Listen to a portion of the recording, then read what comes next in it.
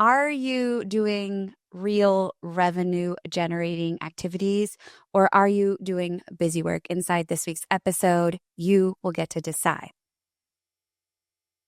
Welcome to this week's episode of the Best Damn Coach podcast. It's Amanda here. Welcome to all my amazing coaches listening. I am so glad you're here. And here is something that's been on my brain. I know you are a high achiever. You're an expert.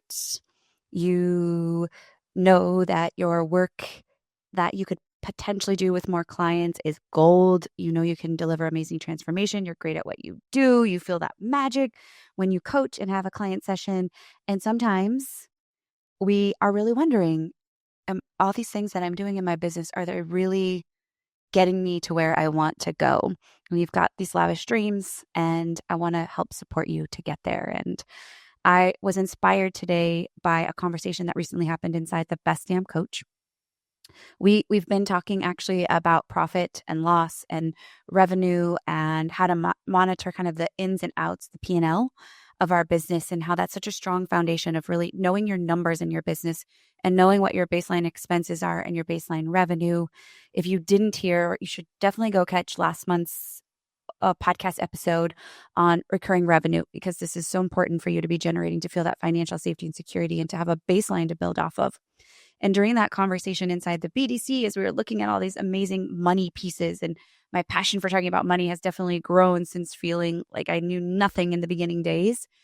And one of my BDC members, she knows who she is, hopefully she's listening to this episode, asked one of the most powerful questions. It took us on a total, different direction than the call. And it was everything that everyone needed to hear on the call, so much so that I actually revamped our September content. So if you really, really love this conversation, then joining the Best Damn Coach now in August is so critical for you, because come September, we're going to be deep diving into the exact conversations you're hearing on today's episode. And if you want to know more about the Best Damn Coach, inside of it is my signature community where I hope coaches create a steady machine in their business that brings in clients and helps you create the impact that I know you want. If you want to learn more about that, you have questions, you want to know if it's the right best fit for you, my calendar is open for you. So you can head on over to amanda-walker.com/let's chat, LETSCHAT. Just hop on my calendar. You and I can chit chat, see what your needs are, where you're feeling stuck. And I'm guessing that the content I'm going to be speaking to today is one of those areas. Back to her question.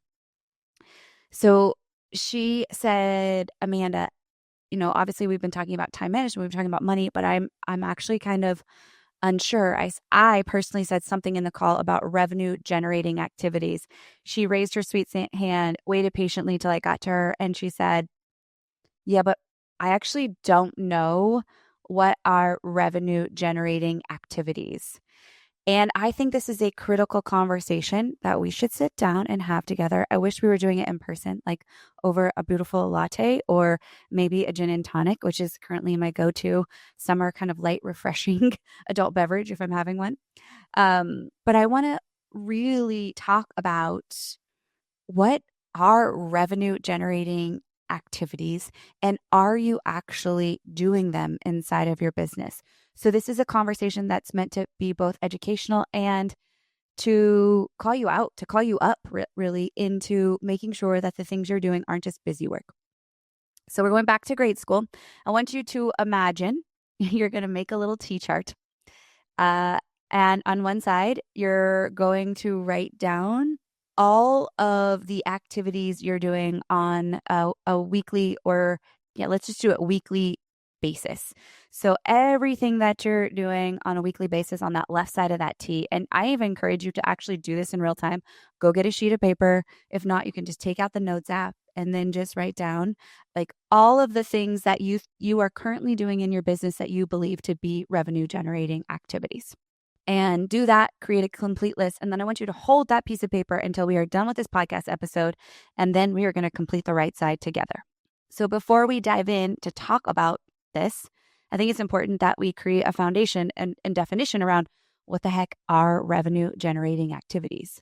And for me, this is a revenue generating activity that leads to directly warming up a client and bringing them into an offer that creates revenue. And that word is, I want to emphasize, is directly.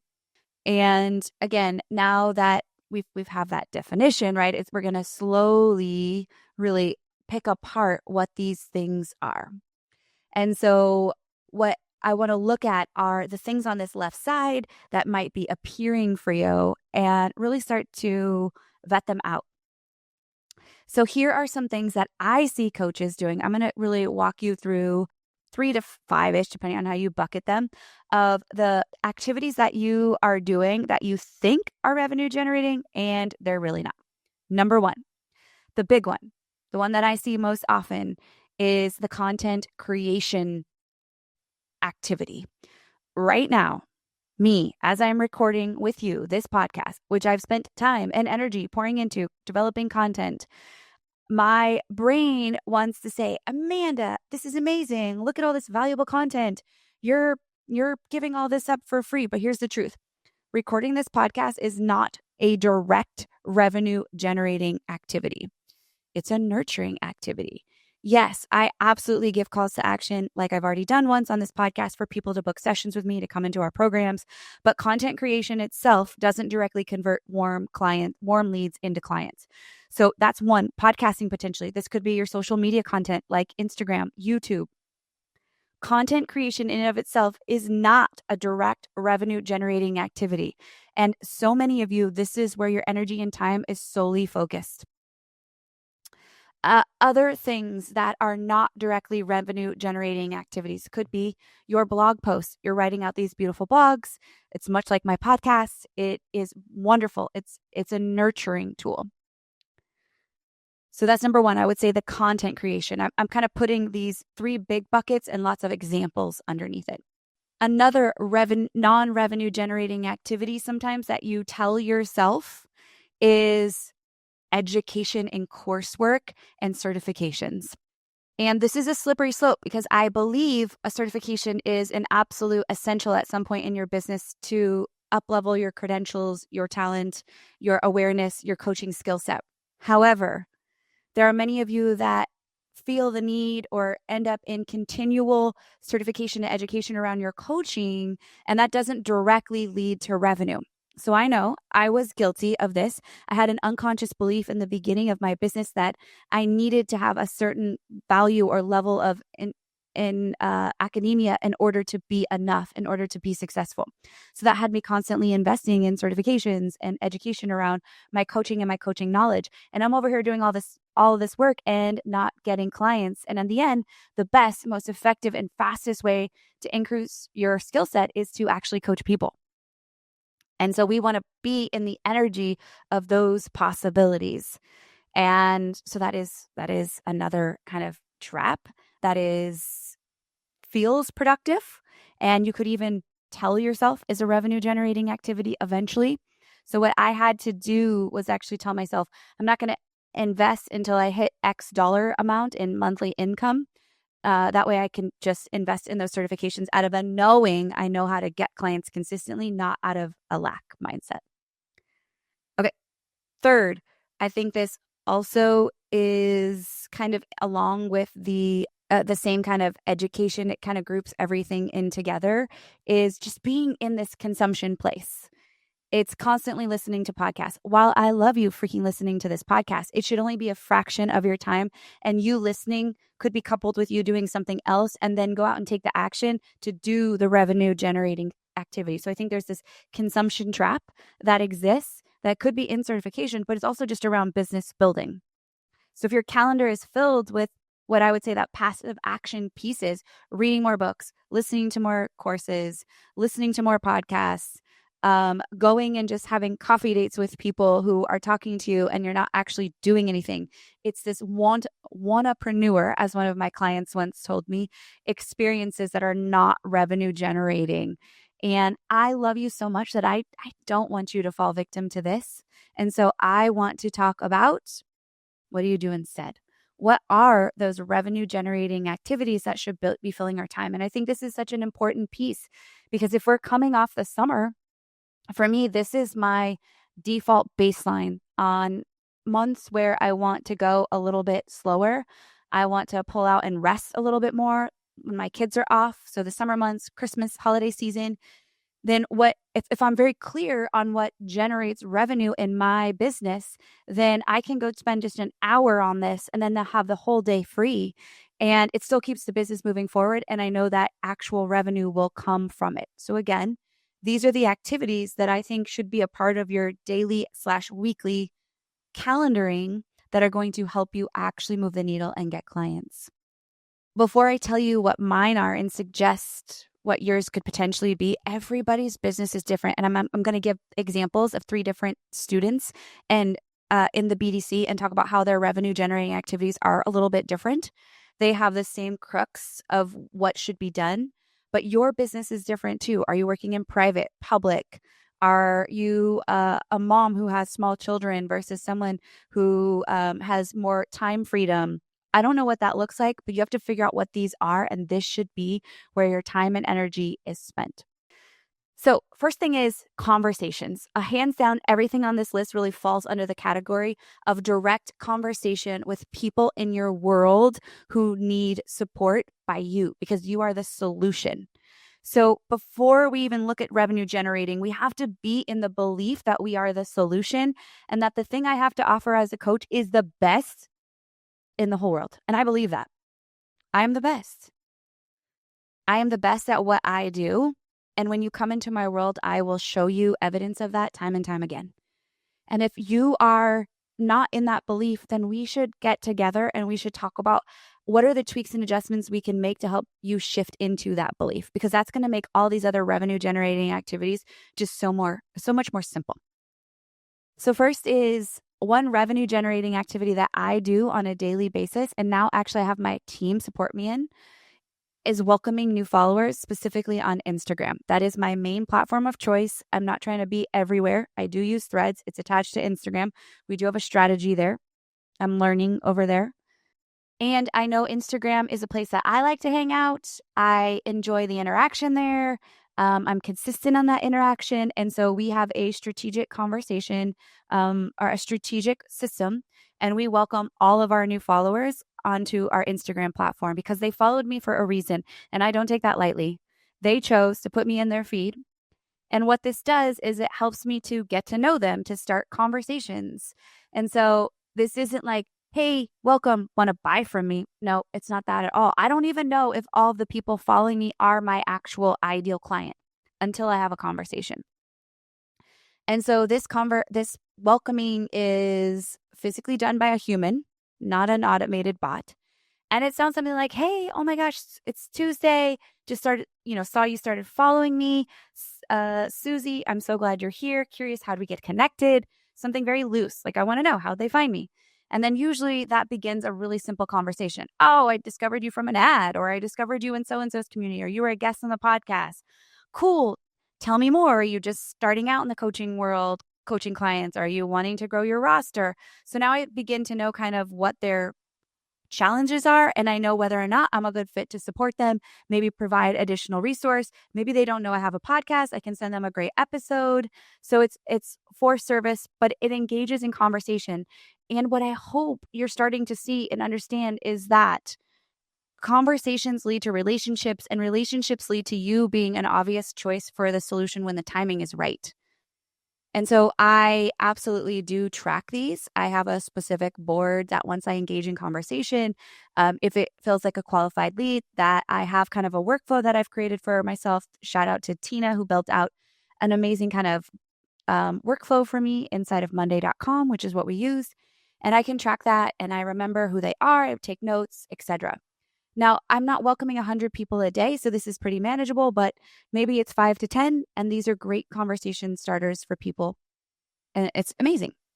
The next is the other meaningful thing is just engaging with your ideal clients. So for me, this means like creating meaningful outreach and responding to their stories or commenting on their posts, etc. So it's me engaging, and not in a businessy way, in a human way. So if I am in your stories and I see you making, I don't know, Bonza pasta, which is chickpea pasta, I might say, oh my gosh, that's my favorite go-to pasta. I make it all the time for our family. Or if I see you lifting heavy in the gym, I might say, dang, like you've got a great back squat. You're lifting 150 or something like that. It's not Amanda, the coach, but Amanda, the person, the human being connecting first. And so usually this is 5 to 10 minutes a day of just going through. I have a specific strategy that I teach around this inside the BDC that makes it really easy to call out who are the ideal people that you really want to work with so that it's not just a waste of your time, but it engages. And this works really well for us. The other thing that I'm doing on a daily basis is follow-ups with those warm connections. If I had a conversation with somebody 30 days ago, I'm definitely looking to see who that is, looking who is in my world the last 30 days, and I'm sending them a note like, hey, Jen, just thinking of you, loved our conversation last month. How's things going? I'm looking at, students maybe that have graduated from our program several months ago, and I'm reaching out. It could be, hey, Brooke, you were, it's 60 days since you finished the FBL. How's your framework? How's things going? Because I genuinely care and I'm interested. And that's market research for me. Like, how are things going? Where are you stuck? Maybe she's a great person that I know I can support in the BDC still, and she's ready and willing to have support. So those are the things that I directly am reaching out to. I'm also looking for opportunities to reply to people's posts. I'm doing this more specifically, in Threads. Threads is such a great platform because people are asking questions, it's non-aesthetic, which I love, and it's just very straightforward. And so that's a great place that I've been trying to just provide value for 5 or 10 minutes a day and seeing how I can support people. And it's been very effective. So those things probably take me 20 to 30 minutes a day. And they are so key to just having ongoing conversations. I want to remind you, we have to really think about what our expectations are in speed of conversion. If we think somebody's going to follow us today and tomorrow be a client, we have to have multiple touch points. We have to really think about how can we support that client in a way that feels in integrity for ourselves and in a way that doesn't feel icky and gross and salesy. And so all of these are just anchored in service and curiosity. And like, how can I be of service? How can I be top of mind? How can I let them know that I am the go-to that is going to, potentially have an answer and a solution to them and create just an open path? Because sometimes, especially in social media specifically, for me at least, there feels like a big separation. Like there is an actual human behind that DM. And I want to make sure that those people feel supported. I would lump, for me, another revenue generating activity are my weekly webinars. Those are key because it allows me a direct line to teach. And around those webinars would be direct invitations into those trainings. So if you have an upcoming training or workshop coming up, you're going to be hosting an event, then those would be absolutely revenue generating activities, inviting people into those, reaching out, nurturing them so that they can attend, because you're going to end up pitching a coaching service or something on that webinar. So for me, in my business model, those are directly revenue generating activities. Now, things I did not mention that are important activities, but not directly revenue generating, these are still important for me. Like pitching myself to podcasts, pitching myself to publications. Those are important. They're a key part of my strategy, but I would choose those secondary to the other pieces. I would choose creating my social media content third to any of those. So you can see there's a hierarchy, and the idea being like to continue to show up, be consistent in the relationship building.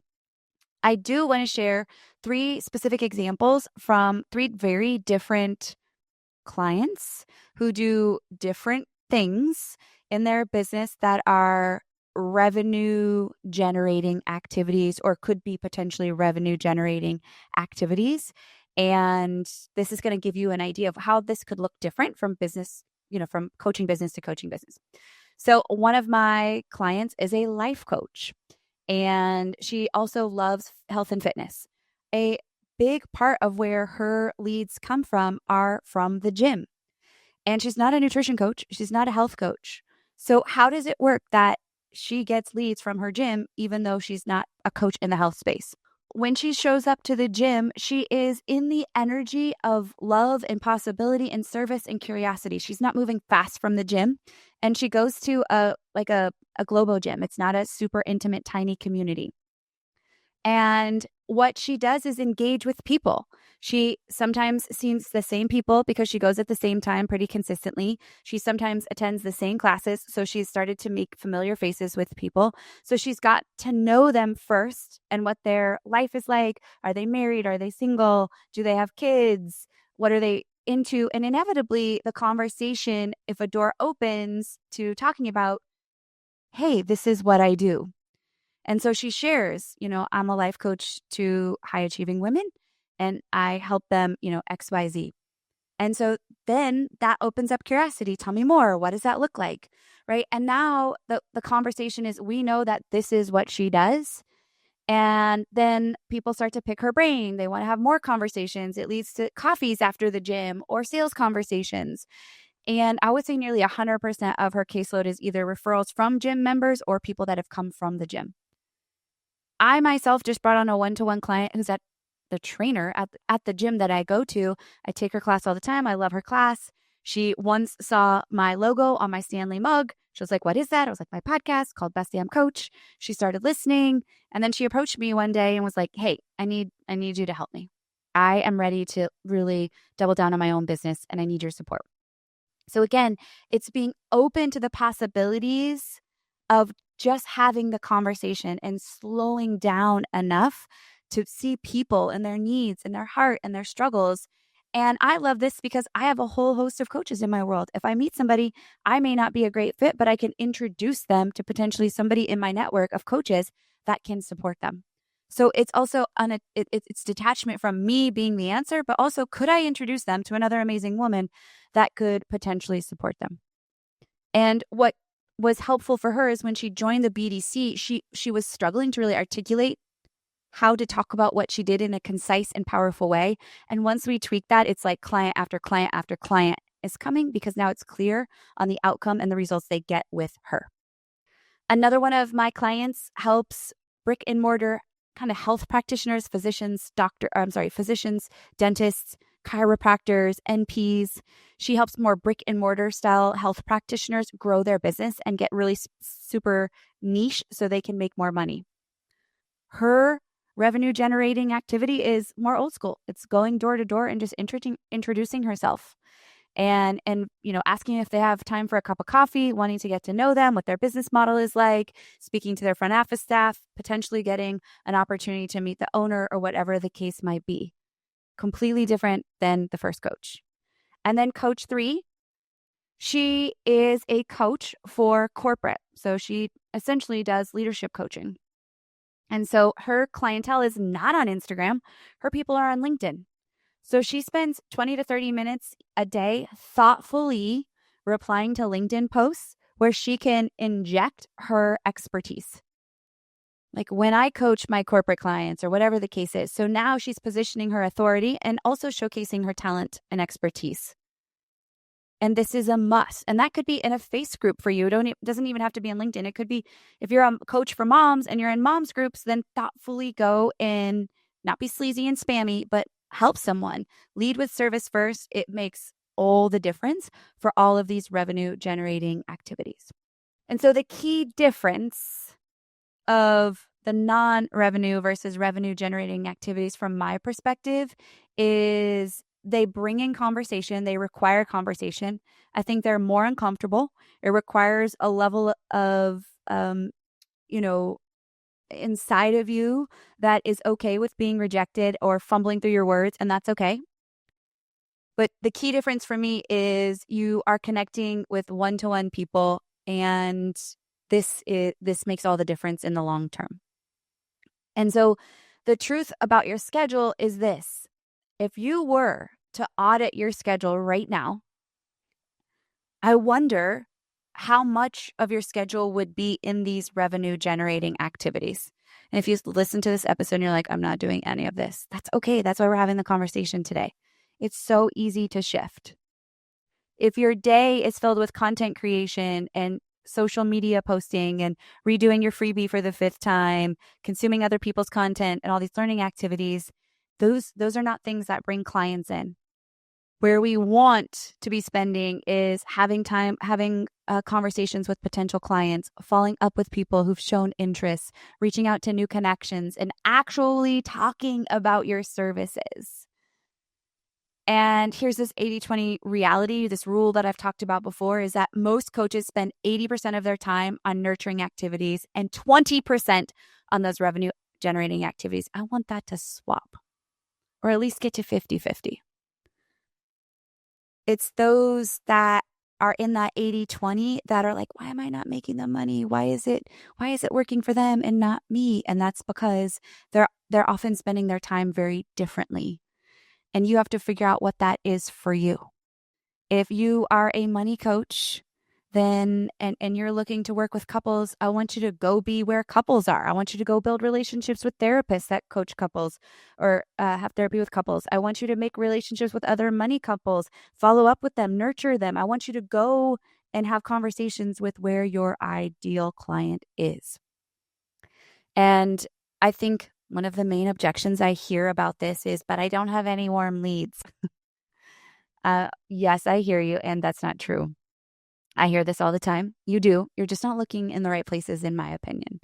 So again, where are those warm leads? The easiest ones to see, they're everyone who follows you on social media. Even if they haven't recent followed you, you can go into your followers and you can just say, hello, how's it going? Like, I would love to know how's your money coming along, or go to your people that have downloaded your freebie and reach out. When people attend my webinar live and don't purchase one of our programs, I go to their social media and say, hey, thanks for attending. What'd you think? What was your biggest takeaway? You have warm leads potentially in your phone right now. They are people you know, people that you don't know that they know potentially that could engage in connection with you. Warm leads are everyone you've ever worked with. Follow up with them. How are they? How are things operating?